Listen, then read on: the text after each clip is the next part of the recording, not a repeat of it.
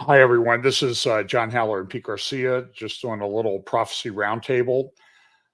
Um, if you cannot hear us, would you please post something in the comment or post something in the comment that you can hear us? Otherwise, we're just going to start talking.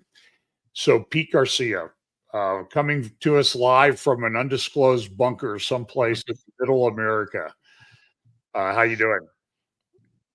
I am trying to be unburdened from what has been. That's what I'm being right now. Uh-oh, they got you. It looks like they got you. They got me. the So let's start with the elections. So we're just going to talk about geopolitics and different things, Middle East and Bible prophecy and how they all interrelate. And we'll go for a little while. By the way, later tonight I'm gonna post an interview I did just finished up a little while ago with Seth Frantzman from the Jerusalem Post. That should play at about 7 p.m. Eastern tonight on the FBC platforms. Particularly on I don't know if I'm going to put it on Rumble. A lot of people are complaining about Rumble because there's so many ads on it now. By the way, here's just a little tip. If you want to go to watch something on Rumble, I would highly recommend that you go to rumble.com, but you use a browser like Brave, which has an ad blocker built into it. And then you won't get all the garbage that all these platforms are putting on. So anyway, Pete, what do you think about the elections? I well, I've said this on my channel. I feel like all the Trump campaign has got the wind at their backs, and it reminds me a lot of 2016 election with everything they threw at Trump. It was just nothing was sticking. It was like water off a duck's back, and they he ends up winning in a landslide despite what everybody projected. I think this is even way a stronger case because not only does he have that same momentum, he's got far deeper. He's got a very deep bench of experts and well-known folks that are backing him now. You even got Jeff Bezos kind of openly writing this op-ed, I guess, in the Washington Post, why they're not endorsing Kamala Harris. You've got Mark Zuckerberg admiring Trump, in a way that was different from years past. So, along with everybody that he's already got, I think in the groundswell that he's had, not just in red states but in blue states as well. I kind of think it's going to be close to a sweep if the left are unsuccessful in manipulating certain outcomes in certain states. But even still, I don't think it's going to help Kamala either way. Well, I'm older than you are, so I'm going to be very when you get well, I turned 70 this year. I cannot believe it. It's unbelievable. You're not that much older than me. When you get older enough, you still have kids in grade school and that type of thing. So um I'm fairly pessimistic about things. But the point you made though about Bezos and even Zuckerberg and Elon Musk and some of these tech guys who I trust very little, and I'm sure you don't trust them much either. But I don't know. I don't know if I was hearing something from Whitney Webb or somebody like that. That the problem is that the EU rules, the European Union rules against tech companies, and the threats that they've been making against tech companies are so large and so burdensome that the tech guys are gravitating towards Trump because they figure he'll give them the freedom to uh, oppress the rest of us, I guess is the best way to oppress and take away all of our privacy.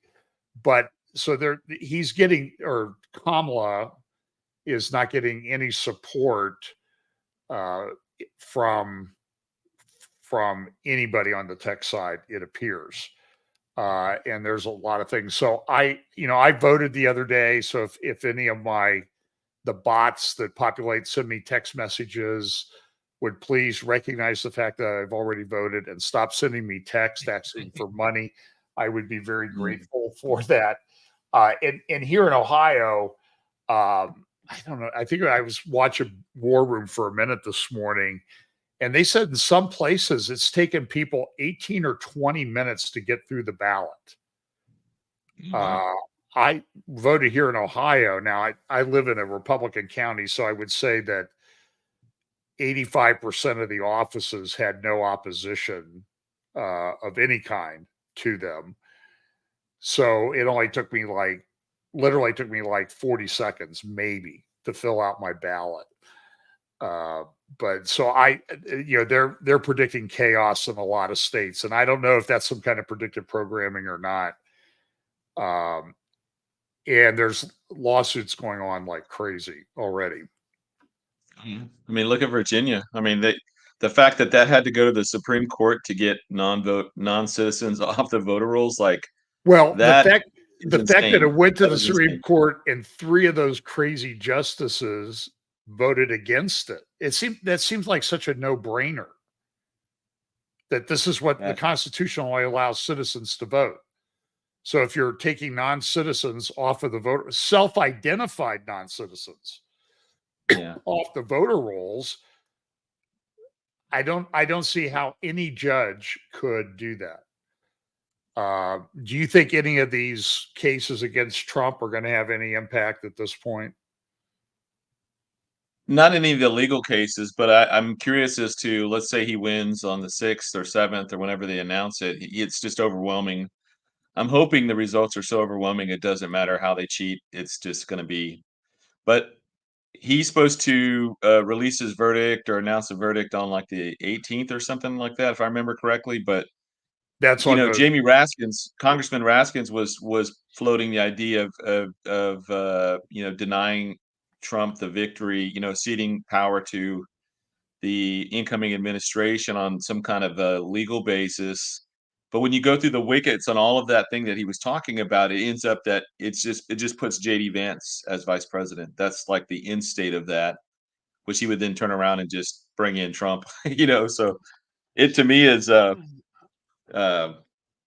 there's no good way they have forward to rig or steal this other than by declaring some type of a last minute crisis. You know, cyber attack happens or some other massive thing really throws a monkey wrench into the whole voting system. Which at that point, I think most states would then just resort to paper ballots, and then I think either way, the Trump administration is going to move forward on this and win the election. I one can hope that all this is going to work. Again, I'm sort of pessimistic because I think Hugh Hewitt wrote a book a number of years ago that Republicans need to win beyond the margin of cheat.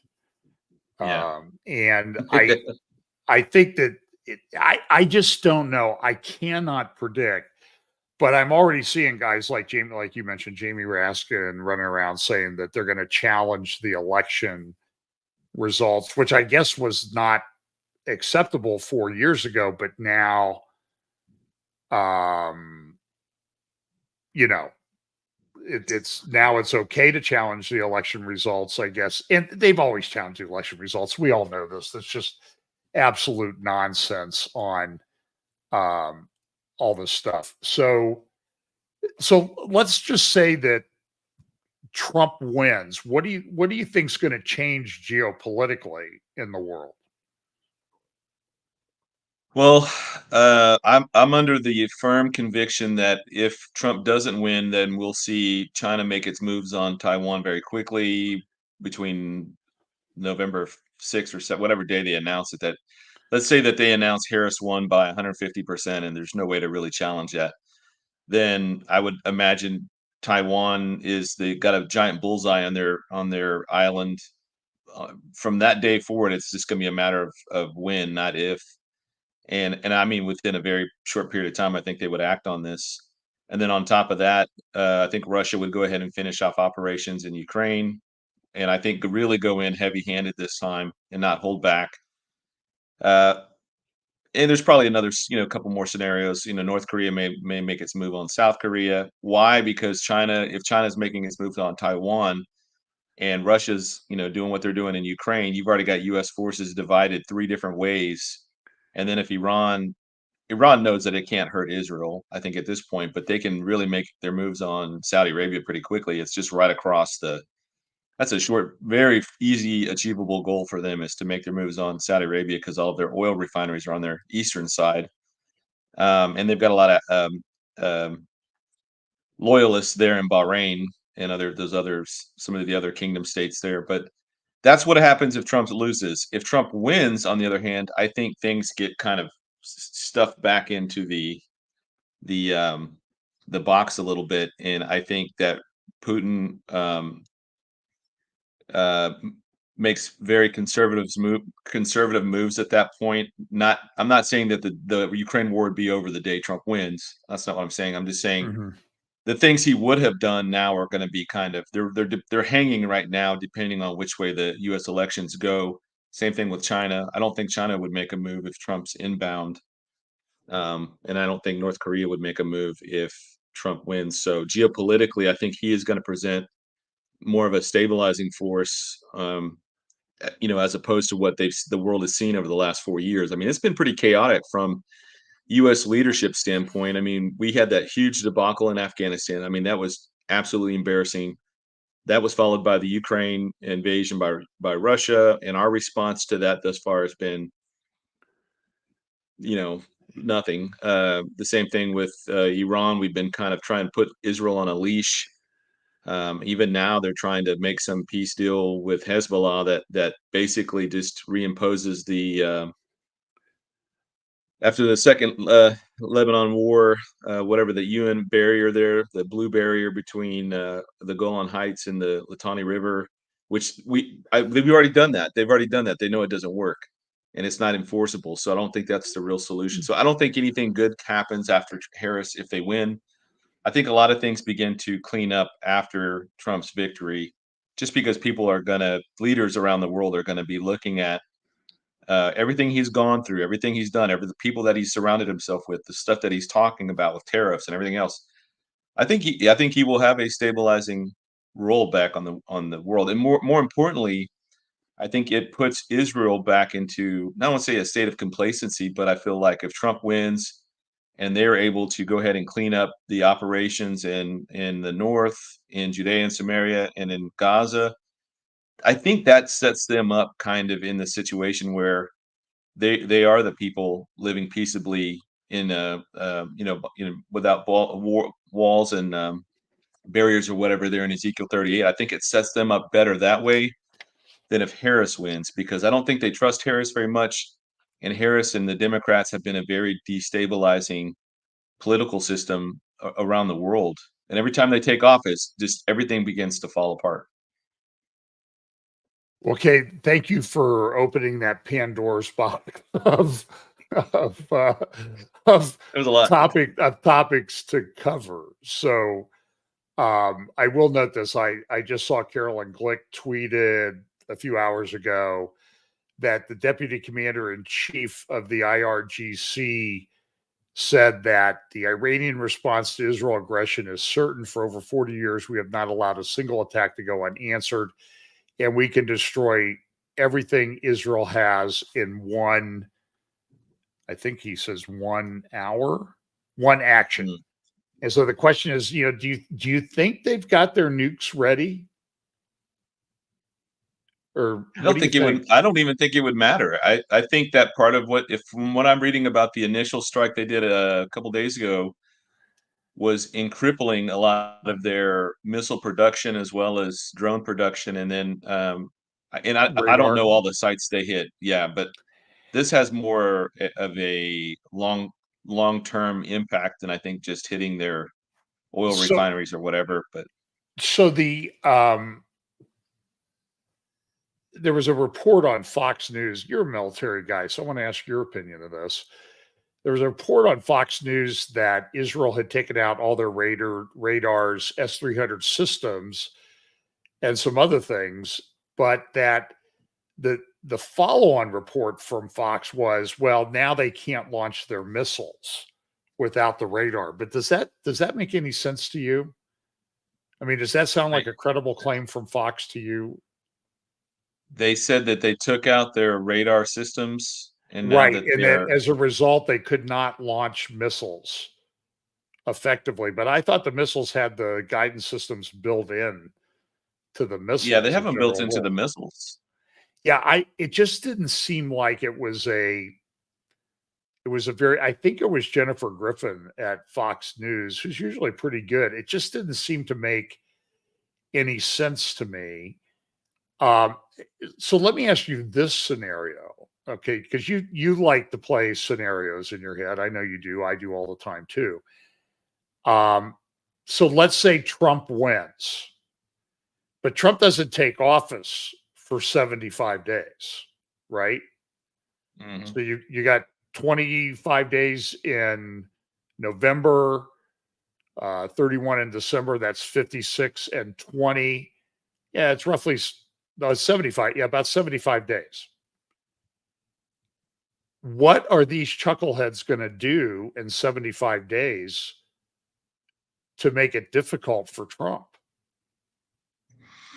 What do you think? Well, I think the first time that Trump ran back in 2016, when he won and Hillary conceded that night, I Right. was in Saudi Arabia when this all happened, but from my understanding, he was pretty naive. He didn't see it. He was not very savvy with how DC works. He was not connected in DC as well as he is now. Obviously, he wasn't the he didn't have the full support of the Republican Party then, and he was pretty much viewed as an outsider.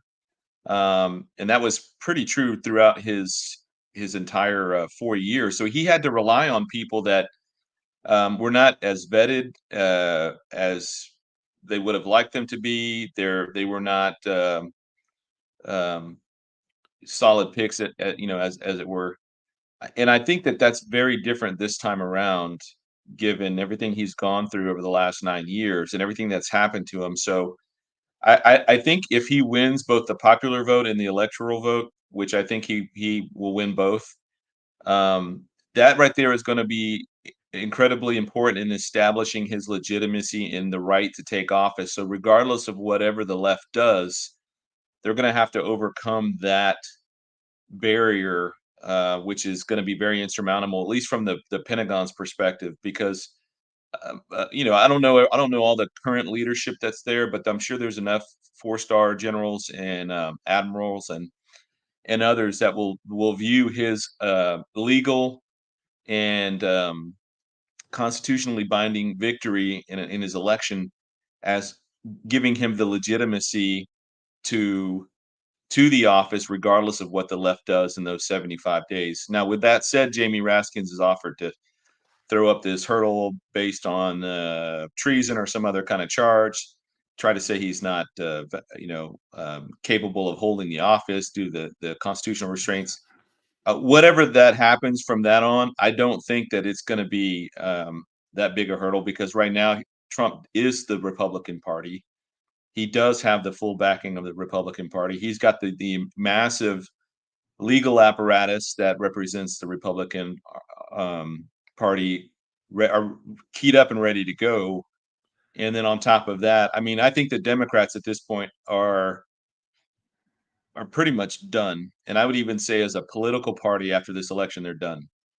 They're going to have to rebrand. They went so far left that they left half their base, behind back in libertarian territory, or in the Yeah. middle ground territory, and they're just an extreme far left fringe now that is running on dead ideas and you got to understand too the big groundswell amongst all the different demographics is in the youth, in the younger folks. I've never seen a president this popular amongst so many different age groups, especially with the younger groups. That whatever Trump says, they turn it into a song within like a day or two. It's a hit viral song on TikTok or whatever. Like eating the Oh, cats and really? dogs, or oh Yeah. yeah, oh it is hilarious. I've And not installed. That's one thing I've stayed away from is I don't even watch TikTok videos that people send to me. which Just I'm it's one thing he's I don't trust.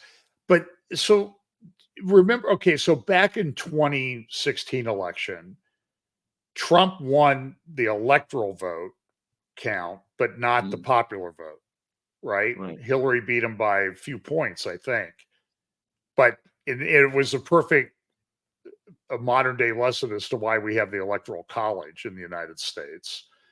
I know that like one state like Nebraska has gone to proportional electoral votes.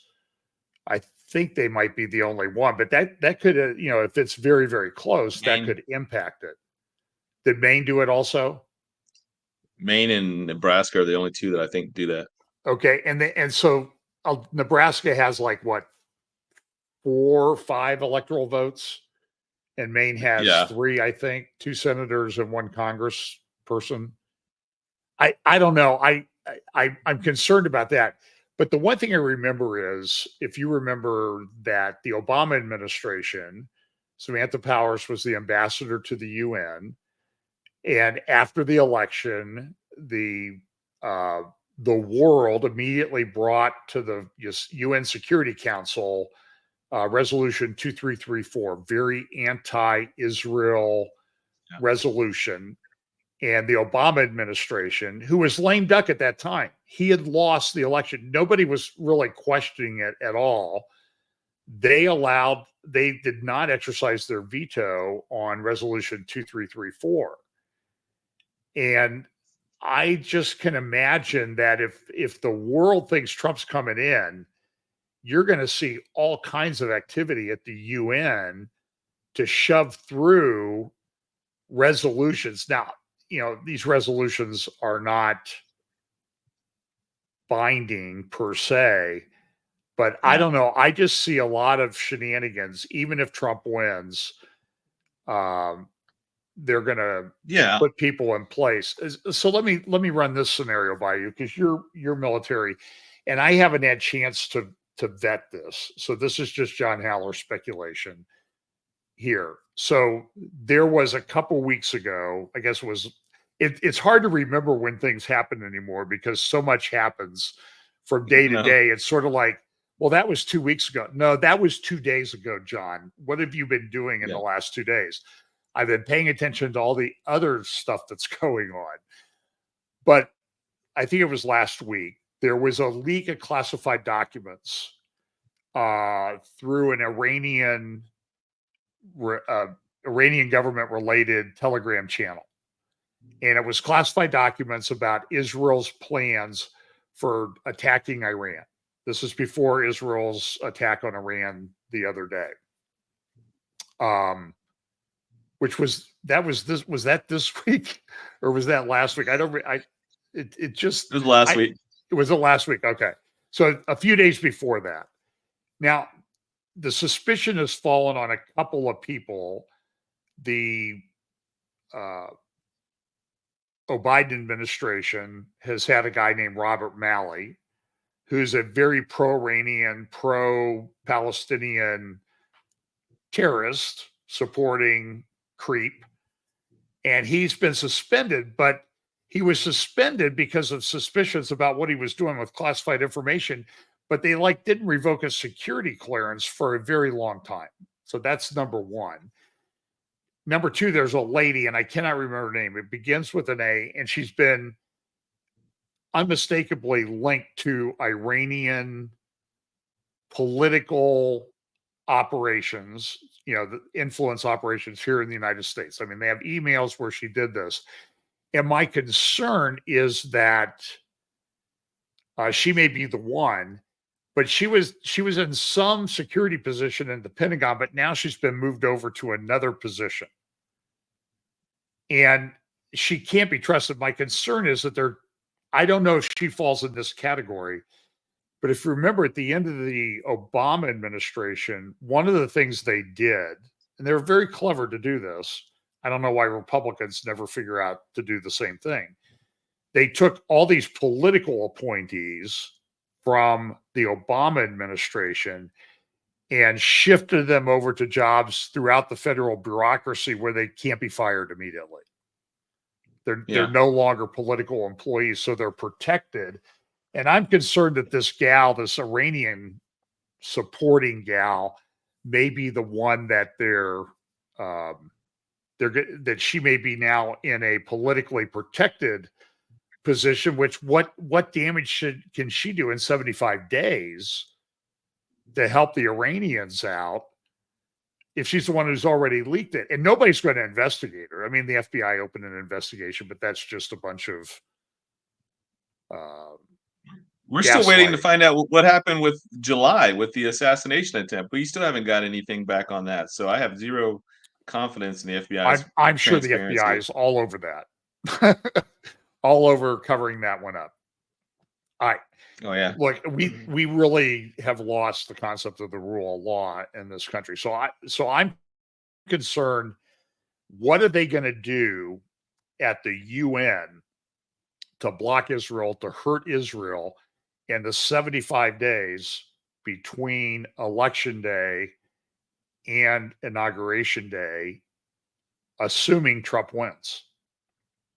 And I think, well, as far as I don't think I have the capacity to be that creatively evil as to what they will plan to do. I know the leaker that you're talking about, the female Pentagon aide that leaked that.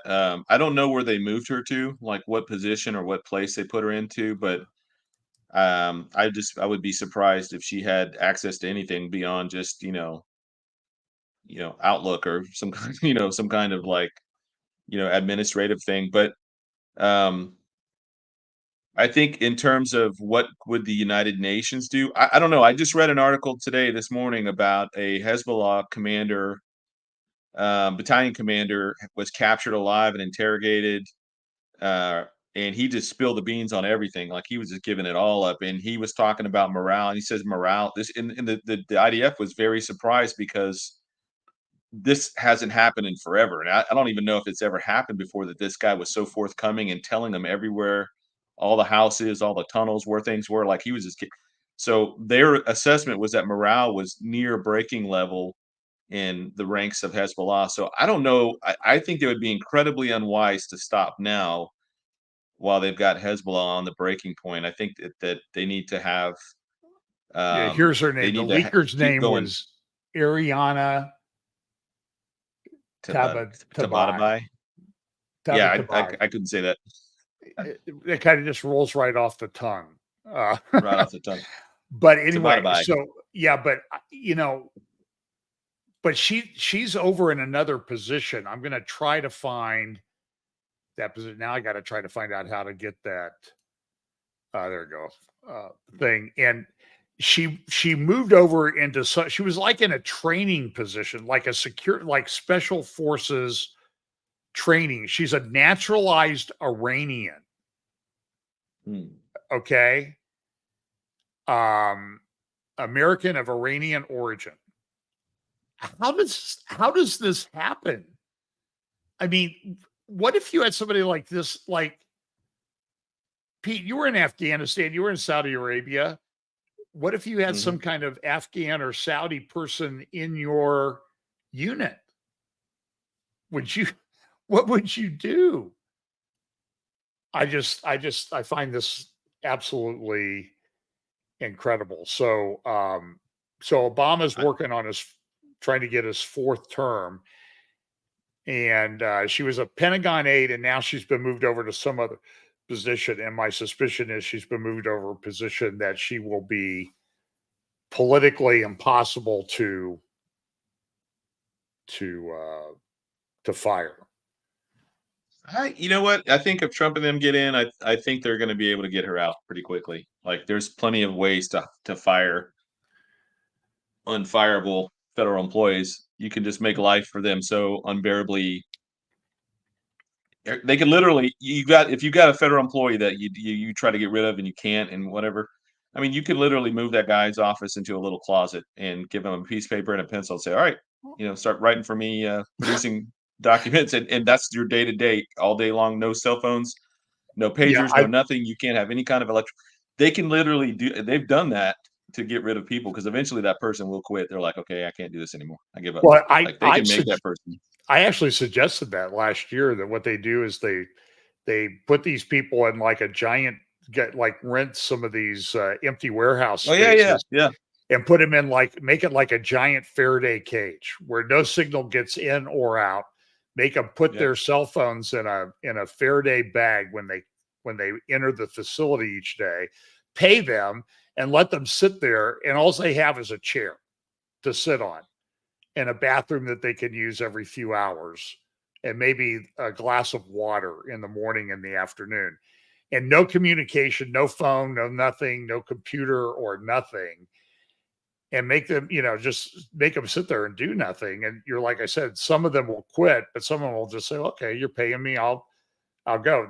That's assuming they can't fire them for cause. Yeah, but I think they Uh, can. I'm sure they can.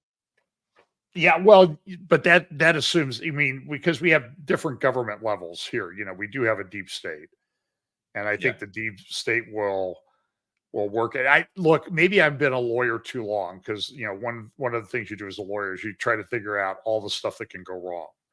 Like when you're and so maybe I'm too still infused with the legal thinking like a lawyer. Um, so let's talk about, let's see, where do we want to go? So we've got the 75-day thing. Um, you know, by somebody needs to be, let's assume Trump wins, somebody needs to be monitoring everything that they do for executive orders and that type of thing to unwind them on day one. In fact, if I was Trump, I would say, okay, look, y'all, I just got sworn in.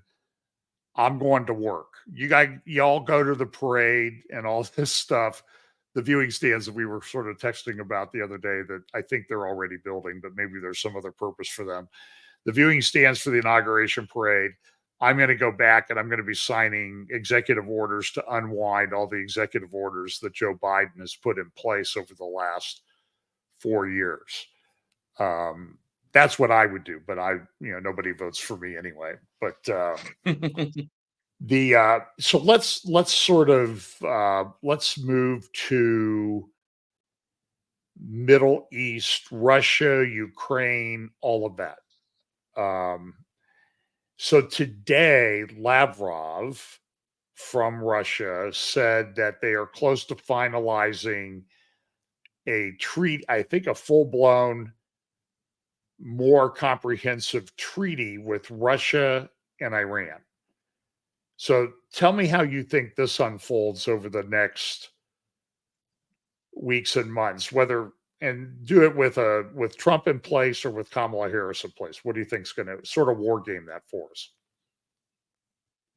Well, I think with the dismantlement of Hezbollah and the pretty much the destruction of Hamas, I mean, those are two pretty big proxies that Iran's relied on for the last 20, 30 years to enact their level of chaos across the Middle East. So with those two guys out of the way, and then with the Houthis really kind of in shambles and not being that significant of a threat against Israel, they are a threat to shipping, but not necessarily to Israel's existential, not an existential threat.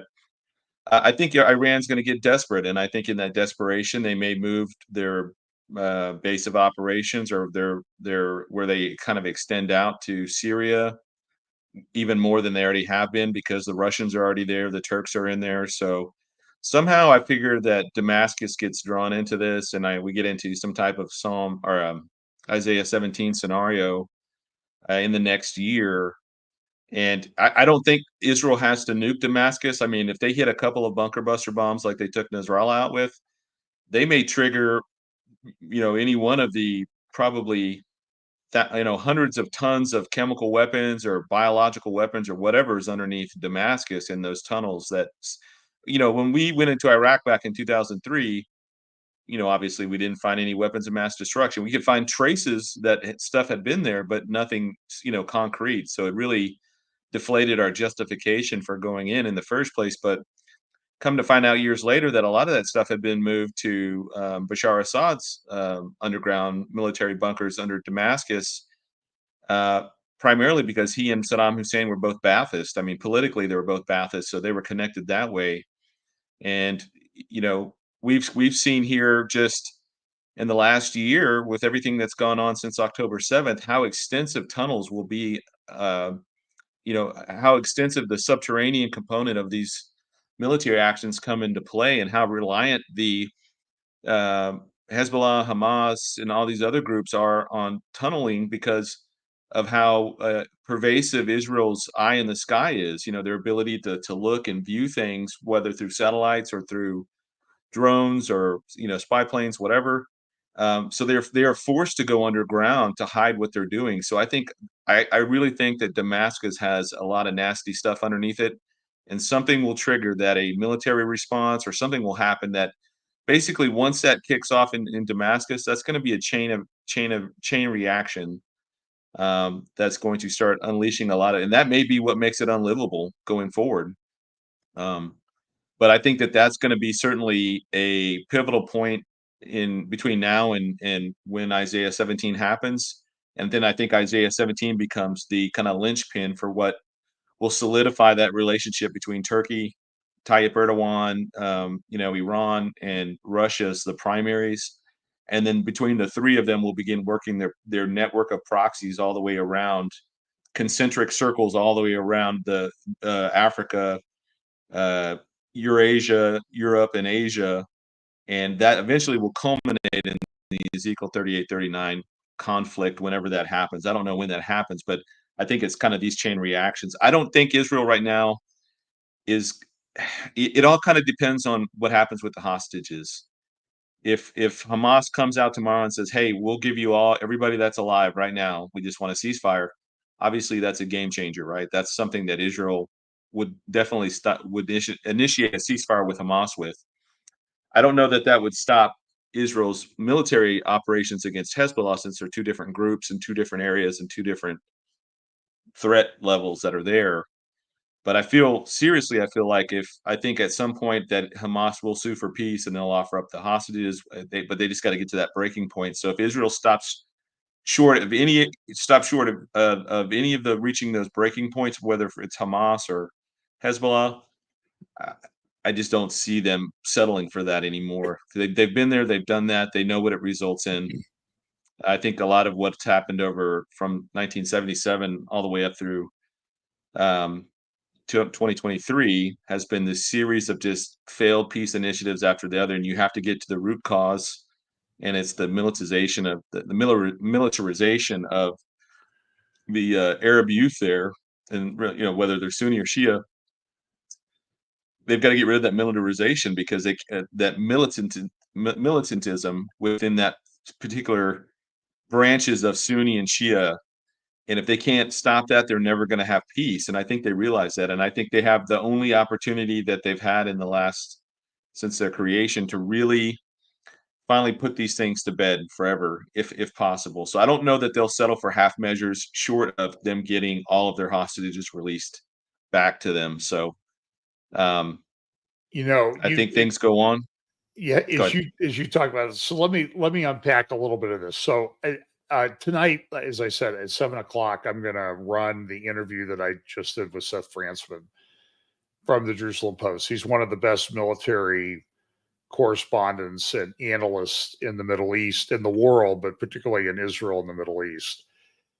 And I will just tell you, if I understood him correctly, he has a little bit of a different take on things in that. And if you follow his Twitter account, uh, you can find out that he's not very happy with the way things are going and the way they've had a lot of success in Gaza, but they keep letting areas unprotected, and immediately Hamas is like, it's like floodwaters that kind of just sort of seek their own level. They're back immediately. They seep in and they're back, and then they got to go in and defeat them again. And he's like, you got to eradicate every last single one of these Hamas guys. So they had maybe 40,000 fighters before. It appears they may have taken out about 17,000, but how many of those have they replaced with new recruits? And you're exactly right, Pete. The ideological foundation of, and I don't know how else to say this, every single person almost every single person in Gaza has to be completely flipped upside down and changed. I mean, it's sort of like with Roe versus Wade here in the United States.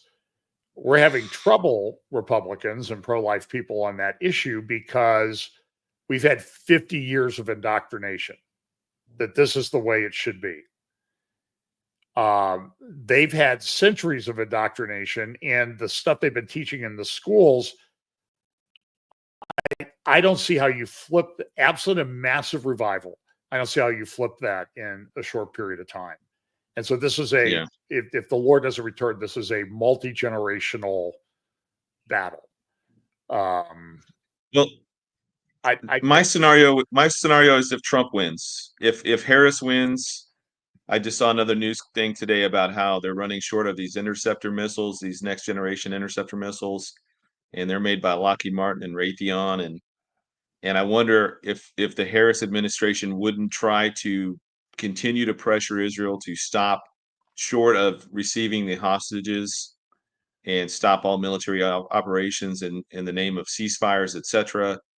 And in us what you mean, doing just that, in by us shutting off pressuring, shutting off the supply of weapons to Israel that they yeah, need? for the David Sling and the Iron Dome and the rest of them. But like, I feel like in our pressuring Israel, things would go very badly for us. We would just continue on receiving this kind of blunt force trauma via natural disasters. And in this last year, I think we hit something like 24 billion in national disasters, natural disasters across the nation, 420 deaths, billions and billions and billions and billions. And I would argue even in like North Carolina and South Carolina, Georgia, Tennessee, that's probably over $1 trillion in repairing and replacing all the infrastructure that was destroyed there. So Well, unless you if get the we West keep, Virginia coal miners to come in. Did you see that story? yeah, yeah, that's They true. came in. Yeah, They got the road. They were saying a year and a half, and they did it in like a week and a half. The road to Chimney Rock. So, and we have friends that live there. So, but yeah, the infrastructure there is damaged. And by the way, there was supposed to be a big meeting about the Middle East in Valencia, and I'll have to check my text here. I see Bill Koenig. I was texting him about it. I think it was in Barcelona, Spain. They're having a meeting about a two-state solution, and they had these massive floods in Valencia. Did you see those yeah, that yesterday? was crazy. Yeah, And so I think God's involved in this weather stuff. That's my personal view. Uh, but because we're messing around with things we shouldn't be messing around with. We and Bill Koenig, as you know, has documented that very well in a couple of his books. yeah. But anyway, go ahead, Pete. Keep going. I want to ask you a question too about the residing at peace in Ezekiel 38. I want to get to that too. Yeah. So I mean, ultimately, I'm just looking at these stuff from the big picture, 50,000 foot view of where things are going and the general moves.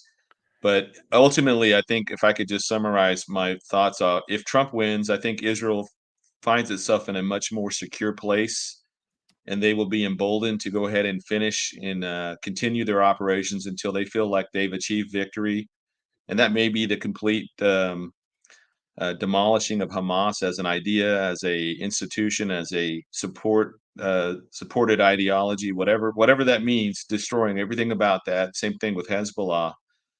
And then I don't know, and honestly, I'm kind of ignorant on this part, but like the militarization within Judea and Samaria amongst groups like Islamic Jihad and there's a group called the Lions. I can't think of the name what their And name is, there's but one. I think there's all one these. called the Popular Front for the Liberation of Palestine as well.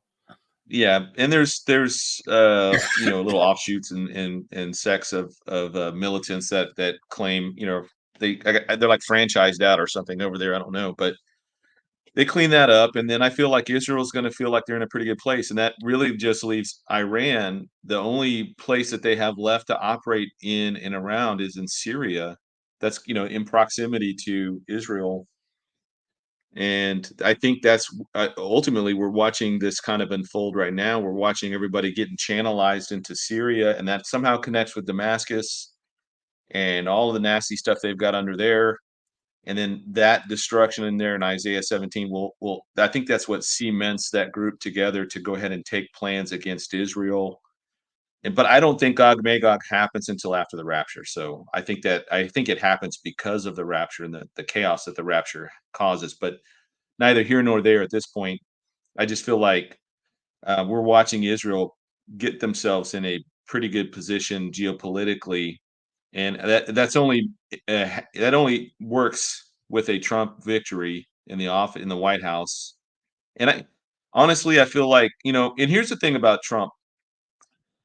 Trump and Netanyahu have a friendship that goes back decades. I mean, they've known each other long. I mean, long before Trump was a politician. They've been friends, personal friends, and I feel like that relationship right there is what is going to help set the tone going into next year, into 2025.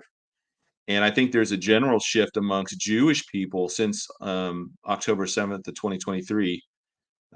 There's a Jewish shift in their political demographics, and they're moving away from the Democrat Party, seeing how hostile the Democrats have been to Jews since October 7th. And this is huge too. This is a huge shift in American politics for Jews to move away from the traditional party that they've supported since World War II.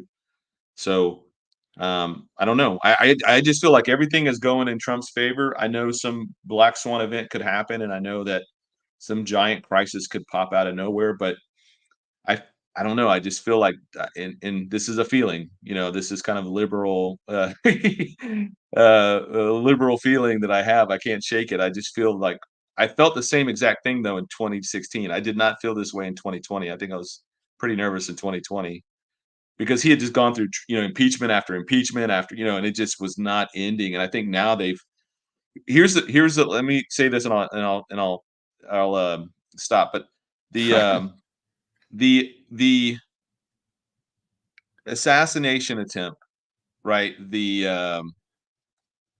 There was a there are things happening to Trump right now that are beyond his control. They are not anything. It's not in his messaging. It is in his response in a way, but things are allowed to happen to Trump now that God has allowed to happen to him. Mm-hmm. That events beyond Trump, beyond politics, are happening that are all working in his favor, and I can't ignore that. I'm not trying to look at the polls all the time, and I know the Democrats will cheat. We all know that they will cheat. I just feel like he's going to get it, and I don't know how to explain it other than that. But Well, I hope your feelings are correct. So let me I'm going to put up a graphic here that I want you to comment on. Okay, this comes from a website. Is it showing up? yeah, It's the Israel's operations in Lebanon. So the crosshatch sort of blue and white stuff, that's the Lebanon Israel border, and those are the areas that have been evacuated by Israel. I think it's like 400 towns and villages. It's about 10% of the operation, and as you'll hear Seth point out, this has never happened before in any of Israel's wars. 67, 73, 56, since 48, Israel's effectively been forced to evacuate territory that it's had since 1948. And so this is a very big deal. So this map shows, this is from the Institute for Study of War, understandingwar.org, and they do these daily updates. So this is as of yesterday. And the sort of yellowish areas in southern Lebanon, those are areas that Israel has said, get out of these areas. The blue areas, the light blue areas, and the dark blue areas along the southern border, or the Lebanon border, Those are areas that Israel's operating in right now. And as you can see, Israel has not pushed very far. They had over a year since Hezbollah started attacking on October 8th, 2023. The IDF has done 700 operations in 700 special forces operations in southern Lebanon. An amazing number.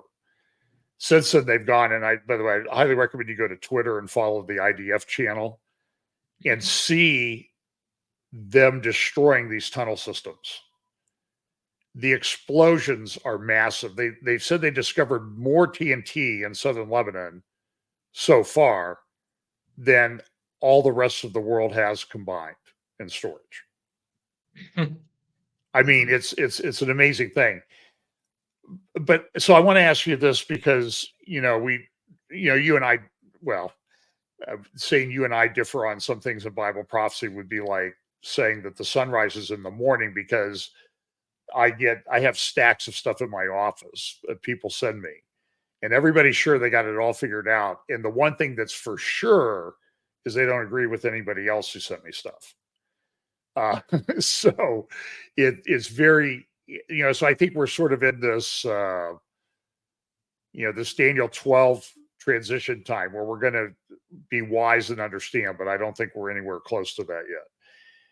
So the one thing that I've struggled with, because, I know Ezekiel 38, 39, I refer to it all the time. I see it coming together.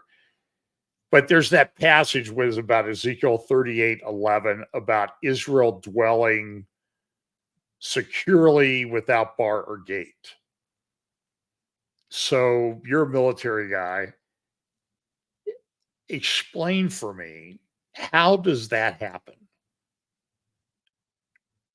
With this, so I'm looking at southern Lebanon and what's happening in the rocket attacks, and even if they destroy 80% of Hezbollah still has 40,000 rockets and missiles, which is a huge number. I think they were the third largest military on the planet in terms of missiles before this all started. How does Israel get to that point? I guess is my question. How do you see that scenario developing? And what does that passage really mean too? I think that's what I'm looking at, is like, maybe we're not thinking about this the right way, but that's just me. What do you think? I think for them to get to that point, they're going to have to break the will of their enemies. I mean, they're going to have to break them, and I think that means taking the gloves off and really getting to town on. Let's say that tomorrow they come out and they announce that they killed all the hostages, are dead, or they shot them, or there's some horrible thing that happens with that. That may unleash a level of fury that we haven't seen yet from Israel. But here's the thing too. Let's imagine talking. I think you and I talked last year at some point, and we may have war gamed how they took out Nasrallah, or they dismantled dismantled the Hezbollah leadership. You and I would have never in a million years ever had imagined they would do this thing with pagers and with the walkie-talkies, creating basically a brigade worth of crippled Hezbollah fighters that can never fight again. That most of them are blind, or they're deneutered, or they're neutered or something. That they're crippled in such a way that they're basically ineffective going forward. So it's hard to say, okay, we're looking at the map now and it seems impossible to us, right? It seems impossible to us because we're looking at it just from we're limited. We're under the tyranny of the present, right? The tyranny of the present. We can only see what we know now. My thing is that if we would have known, or we could have known, that the pager attack, the walkie-talkie attack, all of that would have happened, and I tried to say, hey, this is how it's going to happen next year, nobody would believe me. Everybody and their sister would have said, oh, you're crazy. There's no way that could happen. There's no way that Israel could take out Nasrallah by bombing a downtown Beirut neighborhood. But they did. I mean, they've just continually proven us wrong and made us look foolish in how they, not you and I personally, but just the West. They made us look foolish in how they've executed all these operations that just, when we look back, we're thinking, oh my, even what they did recently with the long range attacks into Iran, taking out the missile places, the drone places, the radar, air defense radar. That operation in and of itself, to fly F-22s, 35, 16s, and do the aerial refueling operations, that is a incredibly complex USA level type of operation. USA, Russia, I mean, super states doing that kind of, having that kind of level of force projection. That is a military feat that's hard to do by most nations around the world. I feel like I know that there are skeptics right now. They're looking at the maps. They're looking at how many weapon depots and fighters are still left on Hezbollah. But looking off of what, like, the battalion commander that was arrested earlier and Mhm. interrogated and just giving up, their morale is done. Like, once Nasrallah was dead and then his number two was dead, I don't know. I feel like it just broke the back of the morale there. And so I would not be surprised if we see Hezbollah folding very quickly. And in Israel, I think what they'll end up doing is creating this massive buffer zone that they control, and maybe like a no man's land kind of thing. Not the United Nations, but something that perhaps the U.S. and Israel jointly can put control. Because what they've already proven, the UN can't and won't enforce the 2006 um, barriers there south of Litani River. So we know that that's already been tried. It's failed. I don't think they're going to go with that way again. I think they will approve a USA and Israeli joint one, and that may come at the expense of some other things. But as far as Hamas in Gaza, that I don't know how they. Well, I don't know what that looks like after they're done with the operations, but I know that Netanyahu is very intent on demilitarizing that entire place. And I think the U.S., EU, and other groups are probably not opposed to demilitarization of that area. Not saying So that they'd give it back to Israel, but yeah, they just want it demilitarized. so let me just update people in case they haven't heard the news today, and I want to factor this into our further discussion. So the Litani River, that was where Hezbollah was not supposed to operate under Resolution 1701. That's never happened. And in UNIFIL, it's pretty clear that a lot of these tunnel entrances and stuff that they're finding in southern Lebanon were within eyesight of UNIFIL bases and operations and that type of thing. And by the way, Hezbollah launched a rocket that damaged a UNIFIL base the other day, but UNIFIL has yet to issue any kind of complaint about that. Because it's kind of like UNIFIL and Iran in Lebanon is sort of like UNRWA and Gaza. They're working on the same team, essentially. Yeah. So I don't know, I don't know if moving people back to the Litani River. And then this morning there was a missile attack on Metula, which is near that sort of circle with the inside green area. That was attacked this morning by Hezbollah. Metula is an interesting town because it's surrounded on many levels by three sides by Lebanon, and 5 people were killed in that attack. 5 Israeli. I think 4 of them were foreign agricultural workers and 1 Israeli. And so I don't know how far that has to go. Then they've just leaked to the press. This is all over Twitter. A proposal to end the Lebanon conflict. It's a ceasefire proposal, and some of the Israeli pundits are weighing in saying, "Oh, this looks pretty good to me. This looks doable. Let's do this." But so I want to go back to the Ezekiel 38. I agree with the comment that Wendy made that I put up there that they are already living in unwalled villages. That historically the wall was something around each individual town. And I've been up there. I've driven all through that area. There's not walled towns up there. There might be a border fence. There might be an area where snipers were shooting that there's a wall around Palestinian areas, but it's mostly a fence. Very similar to the Gaza fence. I think they're upgrading it, but the Gaza fence didn't work very well. So I guess I'm just wondering, but I see the peaceful language there in Ezekiel 38.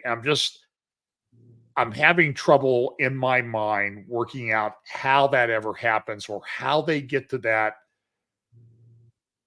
solution, that period in today's environment.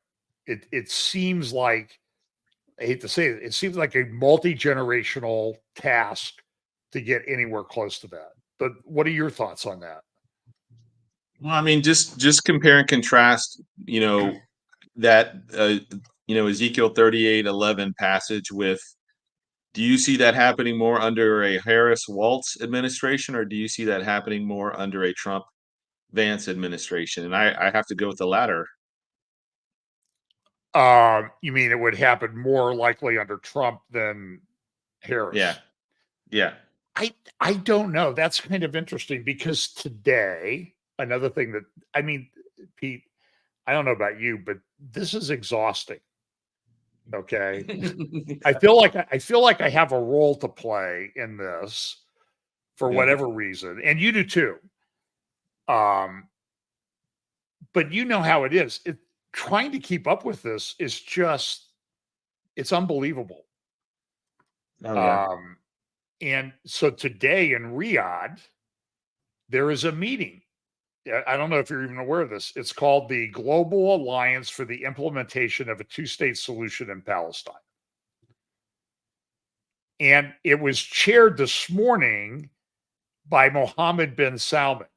So I'm sitting here trying to wrap my head around this because we've put all of these hopes on Mohammed bin Salman coming out and not being on the Palestinian state, a two-state solution side. It's not a two-state. It's like the third and fourth Palestinian states that they're trying to propose, but that's another topic.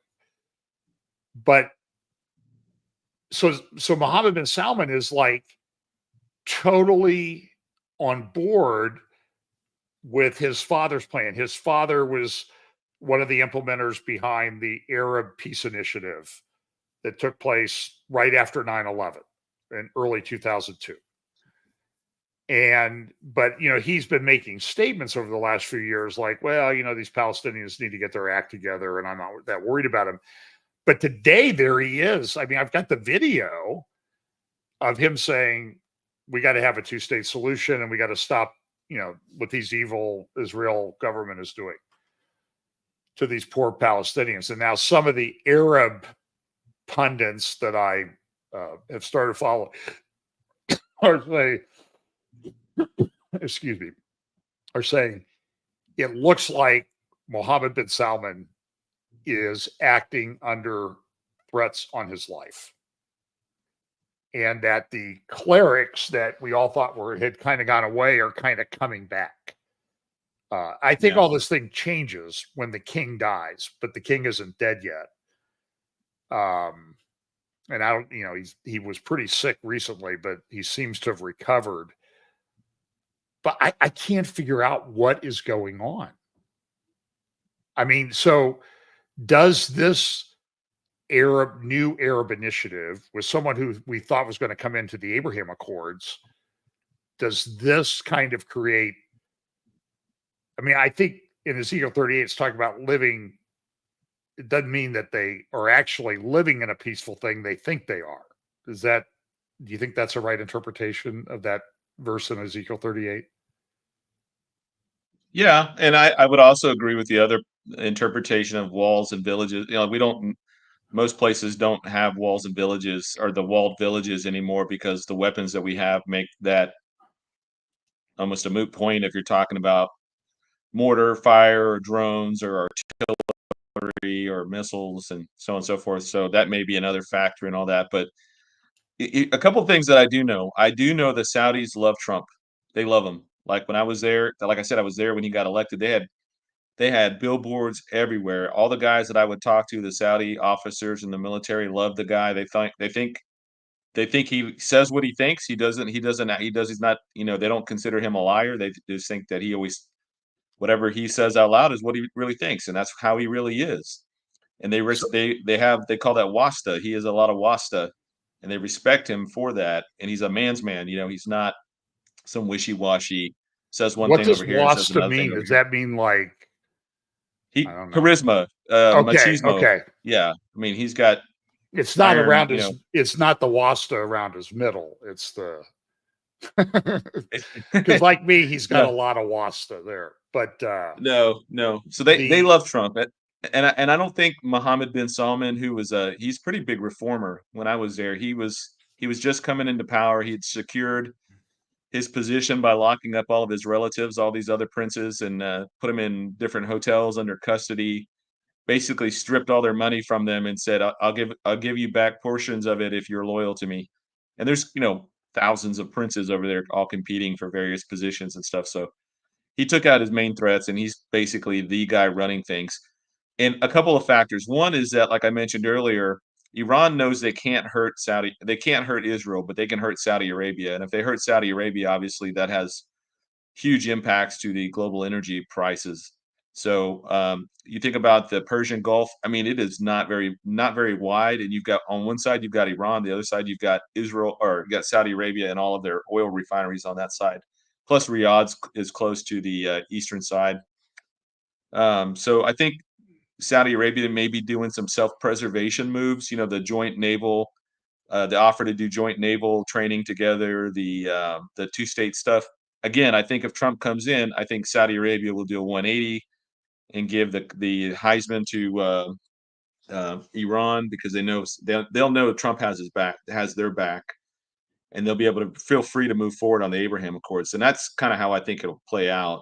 I think Iran is doing what they're doing right, or Saudi Arabia is doing what they're doing right now to try and survive the uncertainty of whether Harris stays on another 4 years or not. Or I think if Harris and them come in even more, then obviously they're going to lean harder into BRICS, which Iran and Saudi Arabia both are part of BRICS now. So I don't know how that would work inside of their little coalition, if they can attack each other if they have issues. But that may be why they joined BRICS, because of the uncertainty with the U.S. politics. And I mean, they had an ally in Trump. They don't have an ally with the Democrat Party. So I yeah, think they're doing self-preservation right now. But if Trump wins, I think that's all going to be thrown out the window, and they'll basically do a 180 and basically back the Abraham Accords again and move forward on that.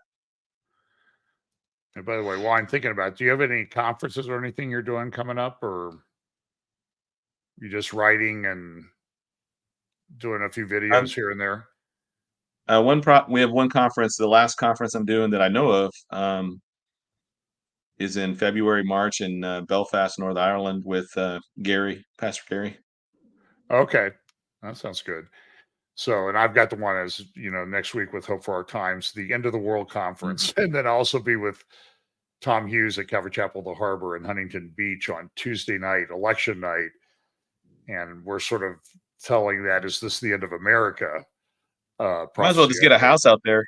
Get you Yeah, a I house know. in Well, I California. was thinking, I'll be out there on election day. I could probably just go down and say I'm an illegal immigrant and vote, right?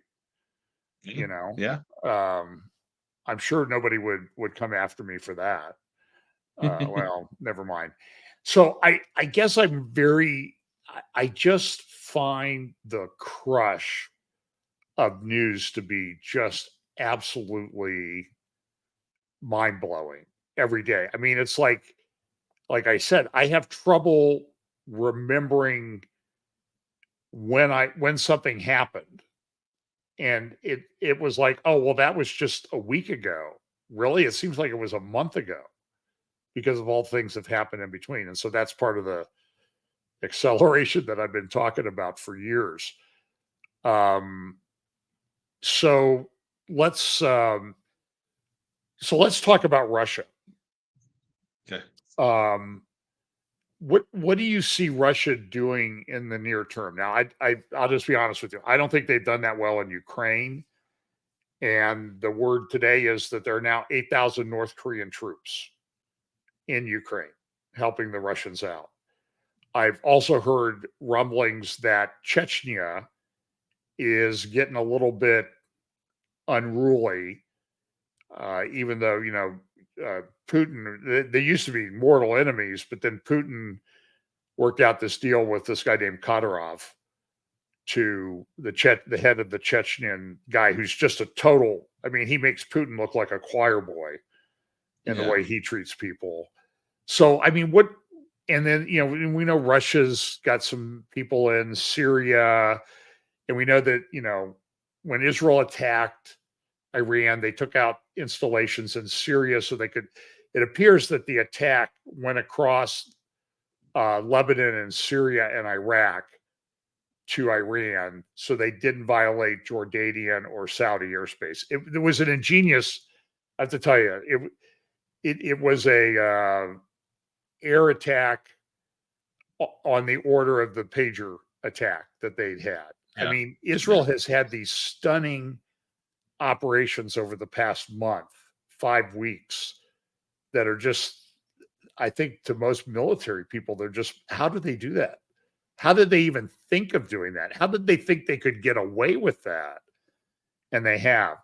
So, but now Russia's in the mix. And Russia, as I mentioned earlier, Lavrov says they're going to enter into a treaty with Iran.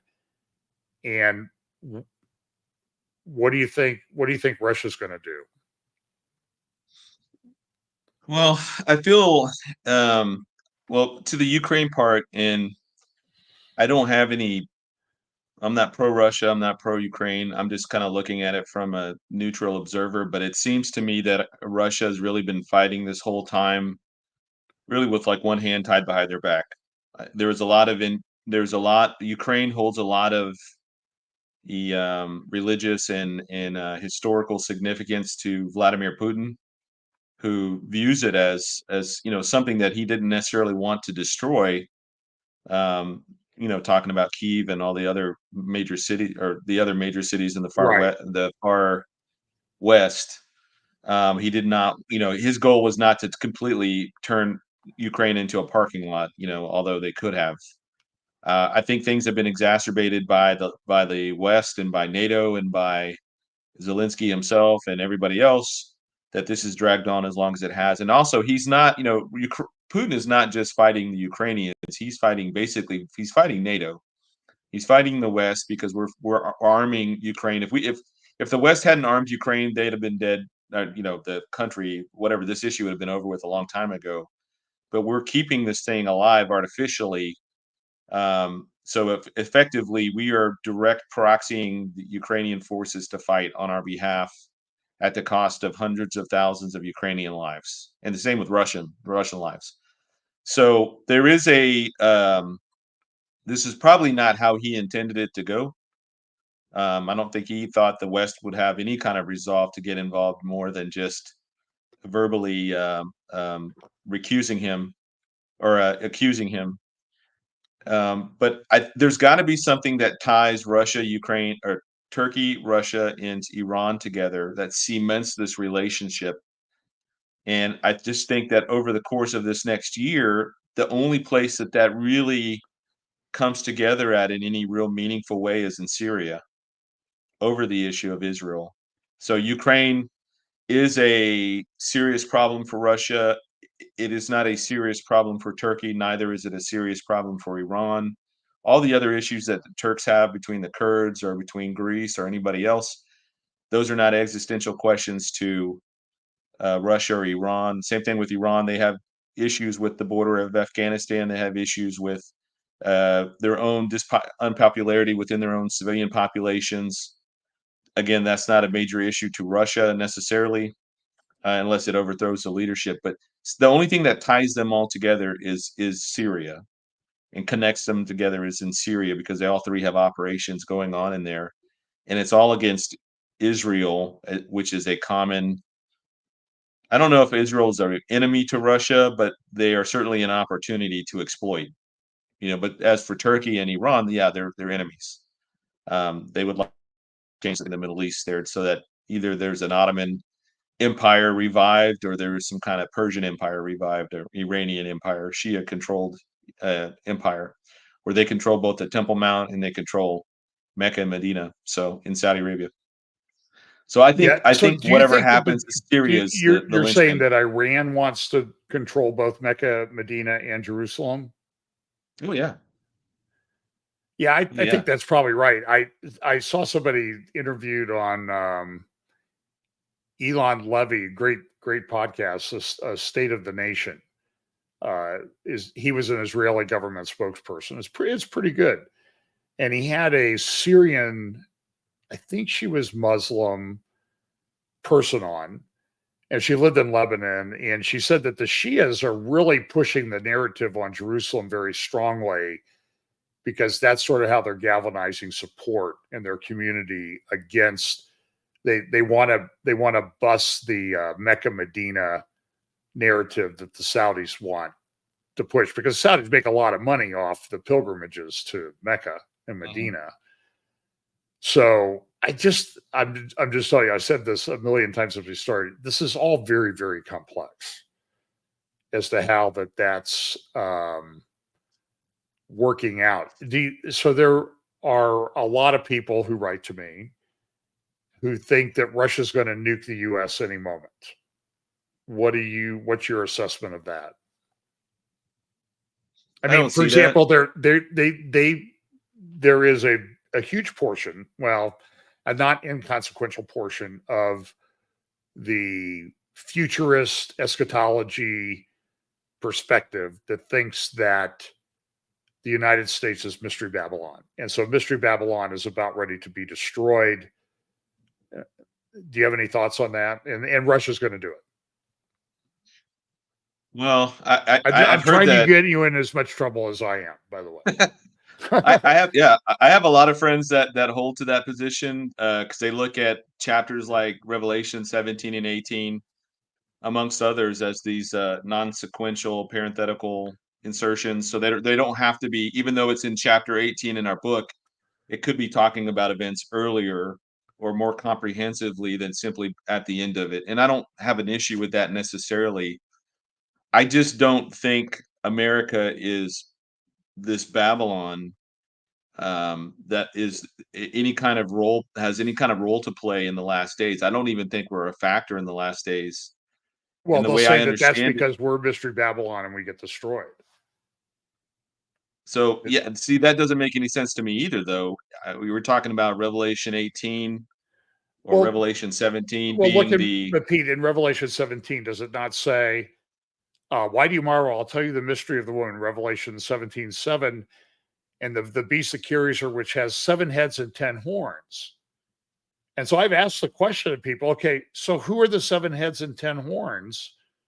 If this is so easy to figure out, I don't see them. I mean, I would think it would be clear if America was Mr. Babylon. By the way, this does not mean that I don't think that America is not deserving of God's judgment. Okay, so don't make that assumption or conclusion. Can I share something with you? Sure, Let me share something on the screen just real quick. sure. Let's see. I just put this together today because I'm going through Revelation, and I'm just as I don't know if is it ready to go. There you go. Here we go.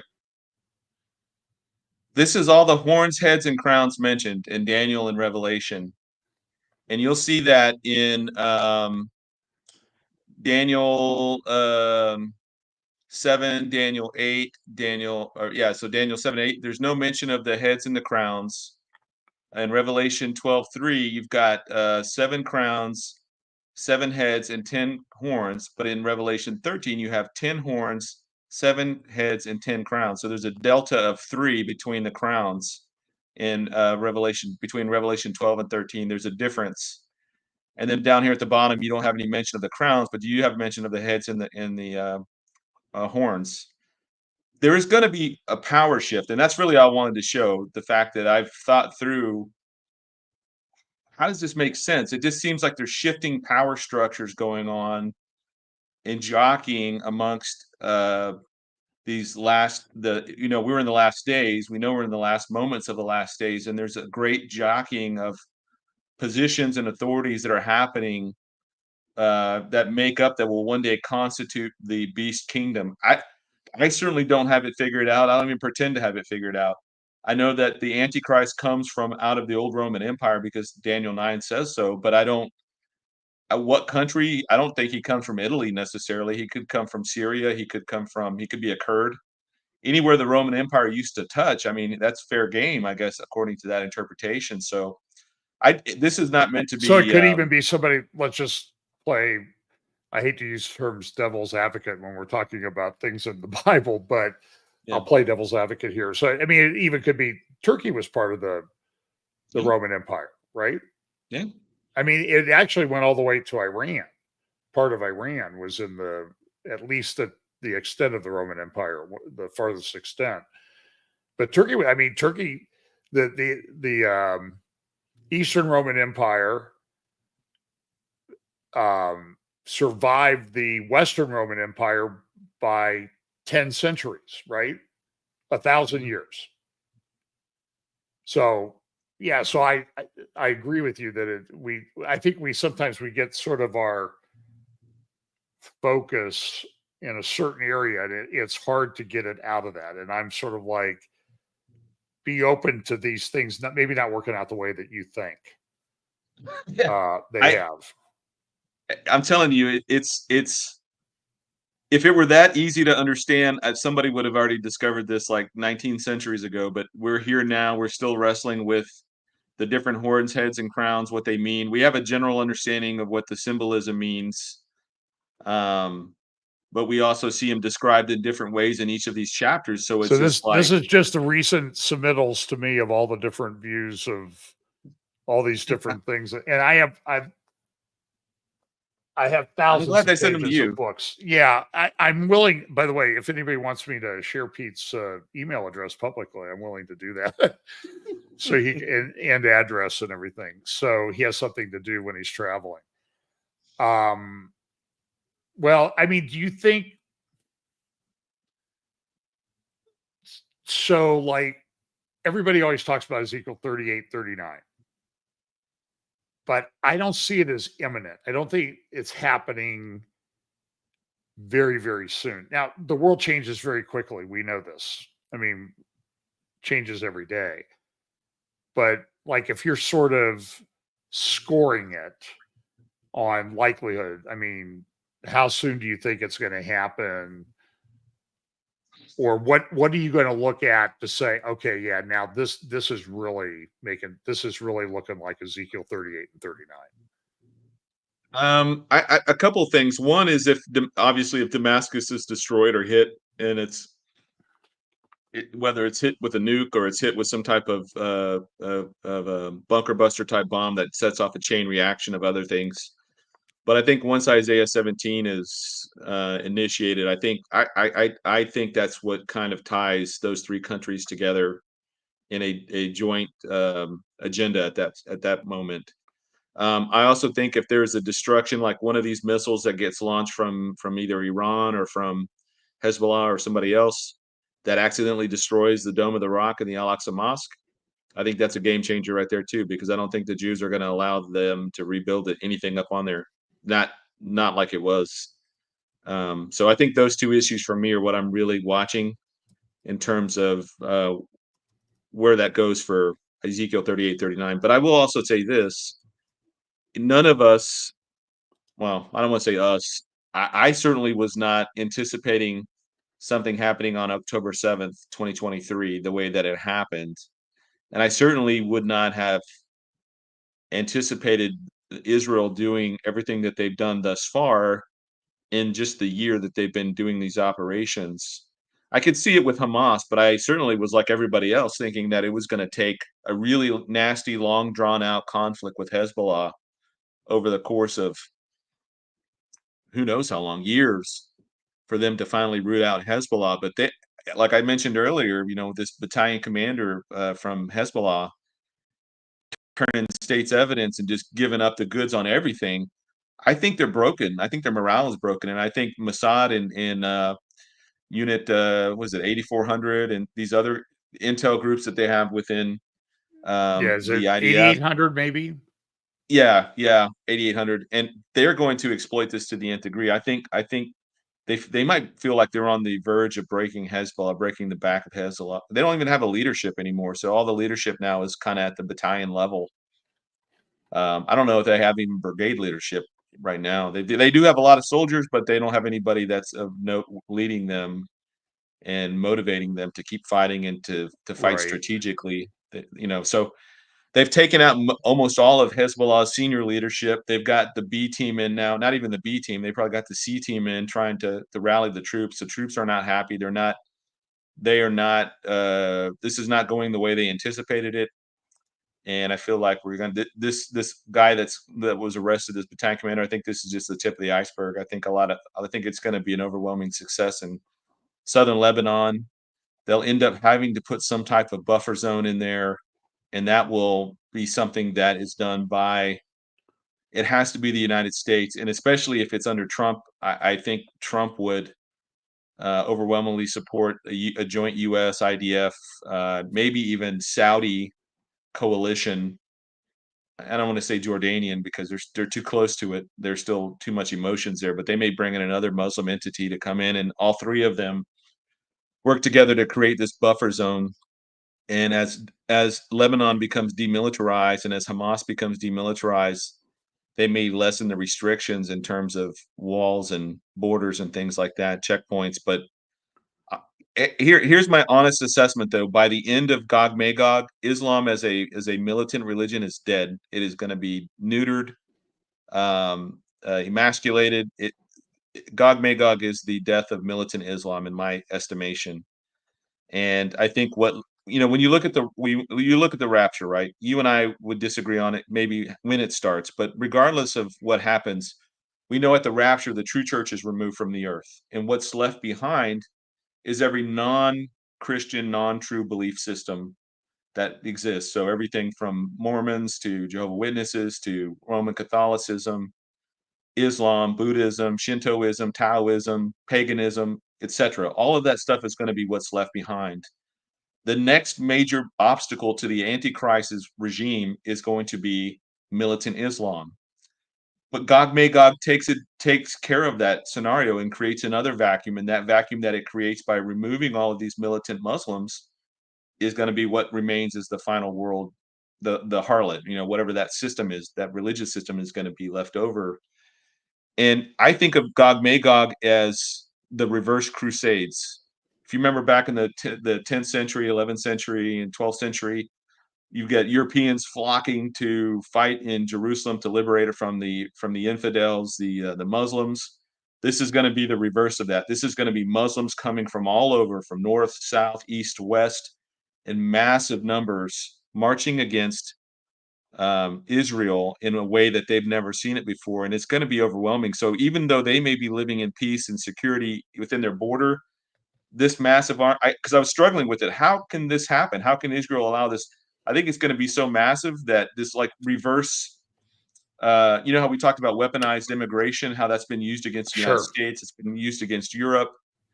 Now this is going to be in reverse, and it's going to be centrally focused on Israel, and I think the United States has to be out of the way for that to happen. But once that God supernaturally intervenes in that conflict, I mean, Islam was a religion will still exist, but it will not have the same fire and militancy that it has had before. I think it'll go the way of Buddhism or some other thing. Sufi, it'll just be some non religion of non-effect. It's not going to be driving geopolitics anymore. Yeah. So, okay. And by the way, Pete and I disagree on a lot of stuff, and I'm not so sure that 03839 is the. I think it's more likely part of the Armageddon campaign at the end. So I agree that it's going to finish off Islam. They're going to finish off a lot of other belief systems as well too. But I think you're exactly right, Pete, when you say that, the the description of Ezekiel 38-39 is a great company and a mighty army. And I don't think we're seeing that constituted right now. And I keep thinking, like, how long did it take us to get things in place for the invasion into Kuwait and Iraq back in the 90s? Like, what was that, 92, 93, 91? 91, I mean, think. it took like 6 months for the United States, which is the most logistically capable military in the world, at least at that time, and I think it probably still is to a great extent. It took us 6 months to get everybody there to invade a flat desert country. So I just don't see that great company and mighty army coming in. But then again, you got all this stuff, technology that's drones. The picture that I put up, by the way, is that picture is a poster that's up in Tehran. I don't know if it's still up, but this has been all over the news over the last month. And it shows the Iranian missile attack in early October on Israel, the 180 ballistic missiles. And it's interesting because you see all these missiles raining down on Israel. And in the middle of the poster is the Temple Mount with the Dome of the Rock. And I think you're right. It's like, I mean, one of these missiles could take out that Dome of the Rock, and then you got a lot of end time eschatology problems are kind of solved by that.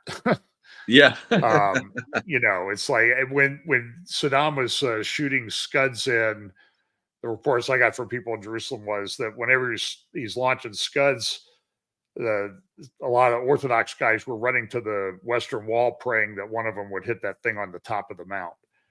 And save them a lot of demolition problems. So that could happen. I mean, that's and then here's their own poster making that point for us. So, well, look, we've been going for a little while, and I know it's dinner time for some people here. And as I told you the other day, I know that this is a holiday that we're non-observant on this holiday here at the Haller House. And we're going to be I've got to go upstairs and shut off all the lights so people don't knock on our door seeking free stuff from us. I saw the thing that a friend of mine put up. Why didn't I think of this? He had a vending machine on his front porch with candy and snacks in it. So I could be making money off of this, But anyway, anything else you want to talk about before we wrap this up? I mean, we could go, as you know, a very, very long time with this, and I don't want to impose on people, but just give us some thoughts here at the end and what we ought to be looking for and that sort of thing.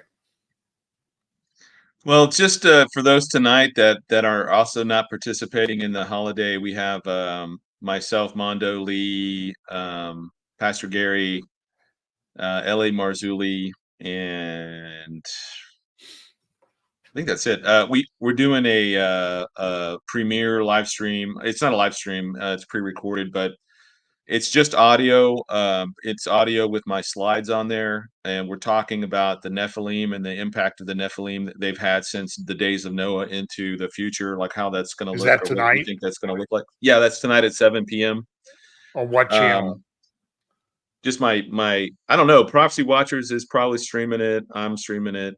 Pastor Gary, Victory Church is streaming it. So, and I think LA and Mondo or Lee is probably streaming it as well. But it's just audio. But we have a fantastic conversation. I mean, all of us we talk about some pretty wild stuff tonight. So, if you guys can check it out at 7 p.m. Central Standard Time.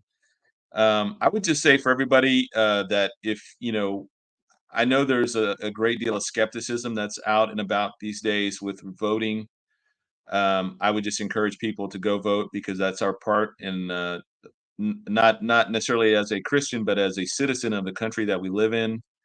That it's incumbent upon us to help stem the tide, to be salt and light, to vote in people that share our values. It's not just about the president; it's about Congress, it's about the Senate, it's about amendments that may be passed that are going to impact you at the local level. So I need folks need to be engaged, because what happens when Christians don't get engaged, the left is going to keep pushing these draconian legislation and candidates that are anti-God, anti-Christ, anti-Israel, and you end up living in a state like Washington or California or Oregon, where if your kid wants to transition at the age of 8 and they tell their teacher, and then you say, no, you're too young, you shouldn't do it, they can come take your kids away. That stuff's legal in Washington state right now because Christians did not get engaged. And I'm not laying it all at the feet of Christians. I'm just saying enough concerning and concerned citizens did not get involved, and they let can I stuff share like you that happen. a quick story on that? Yeah, go ahead. So I probably shouldn't say where I was because I don't want to identify the person, but I was talking to a young person, college person, smart guy, okay? And we were talking about the end times. It came up. It seems to come up a lot with me, and people sometimes recognize me and ask me, "Is this the end times?" And I'm like, "Are you sure you want to ask me that question?" And I mentioned that, I'm probably in my talk next week in California. I'll probably bring up demographics here, so people know that I'm still in the live stream. I'll probably bring up demographics, and I was mentioning that China and India are between 150 and 200 million males, if not now, in the not too distant future, because of sex selection, abortions, and that type of thing. They have 150 million excess males. Yeah. And do you know what this young guy said to me? He goes, "Well, yeah, that is a problem. Why don't they just give half of them transgender surgeries? Problem solved." Now, the thing is, I don't think he was joking. That's the problem. And do you see how that is permeated the thinking of people? I I'm sort of like, I'm done with this place. You know what I mean? I'm out of here, or want to be out of here. But I'm here until the Lord tells me I'm not. So that's in His hands. But I think it's just a crazy, crazy, crazy world that we live in. So anyway, go back to what you were saying, and you're encouraging people to vote, and there are some real Yeah, serious issues on the line. there is, and I'm not going to tell you how to vote. I just, my thoughts on it are that regardless of who wins, I think this is the end of one party, whether it's the Democrats or the Republican, but because there's not going to be another election if the Democrats win this. I mean, there was a tweet out by Jason Davis. I don't know if you saw it. I posted on my Facebook stuff, but it says that something to the effect that if Kamala wins, we know that they know that we don't have free elections anymore. That the game's up because she's that incredibly unpopular everywhere she goes. Everybody knows it. Everybody sees it. And if it happens this time, if they do another 2020 or try to do another 2020, which I don't know that they can. I think they played their cards in 2020 and showed their hand on everything. So I don't know if that's going to fly a second time, but they don't have that luxury anymore. The element of surprise. I think everybody's watching everything right now. So, but I think one party's done at the end of this election forever. So just keep your chin up. Keep looking for our blessed hope. Just uh, go out, be gentle as doves, wise as serpents, head on a swivel. If you live in a blue state or a sanctuary state, I think I would be more cautious. Um, as opposed to like living out in the country in a red state. I mean, you probably are not going to see anything unless it's on the news. But I don't know. I think we're here. We're close to the end. Just keep doing what the Lord's called you to do, and stay engaged. Stay engaged here on YouTube, on Rumble, and social media with the small community that we have here. Support your local church if you have a local church that you go to that is teaching sound doctrine. Make sure you pray for your pastors and your church leadership, and find some place to get plugged in, not just online, but plugged in your community to help out. Maybe it's a food pantry or a jail ministry or whatever the case may be, something with the schools. It helps for us to get out of our little echo chambers here and get out there and mix it up with the community and try to do good wherever we are. So Yeah, and I would just say, add to that, play nice. We don't agree on things. You can sit down and have a core. I think we had a good cordial conversation today, even though there are some things we disagree on very strongly. And I'm more of a mind. In my mind, I sort of score things like, okay, well, this has a bigger probability. I used to call them baskets. I have a basket for my European Antichrist and a basket for my Islamic Antichrist. And now they're sort of buckets, because I keep dumping. I need it. And they're pretty soon they're going to be those 75-gallon Rumpke trash cans that we have. Barrels, that we have barrels that we put out each week. And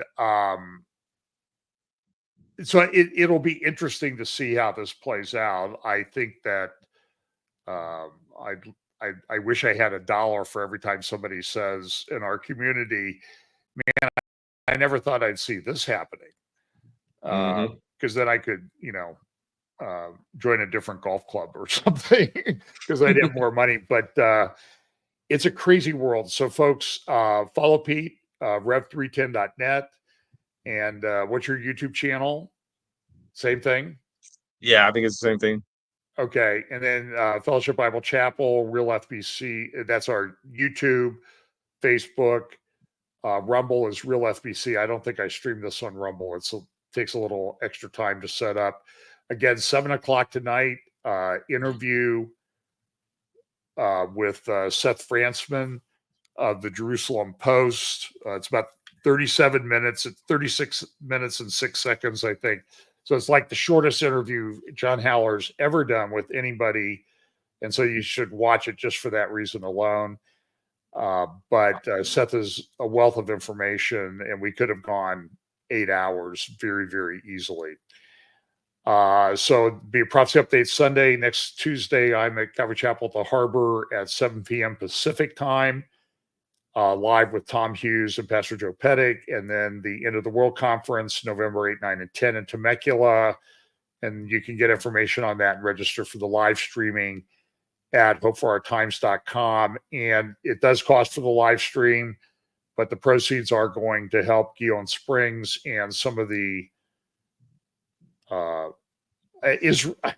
I have to tell you, Israel needs a lot of help. I mean, they went from a standing army of 100,000 to 350,000, and you just don't. It's a logistics thing. You don't just equip an army like that overnight. So they were going up into Lebanon last year. They didn't have winter coats for them because they knew they were going there sometime, but probably the political leadership thought, well, we'll save some money. We'll get that when we need it. Well, you needed it all of a sudden, and that's a problem. So pray for Israel, pray for the peace of Jerusalem, and be nice. And Pete, I really appreciate you taking the time. We'll have to do this again. Certainly not wait another year to do it. So I'm going to say goodbye to you on the other end of the stream. So I'm going to click on end stream, and then we'll talk for a minute. Everybody, thanks so much. Like, share, subscribe, all that usual stuff. Thank you.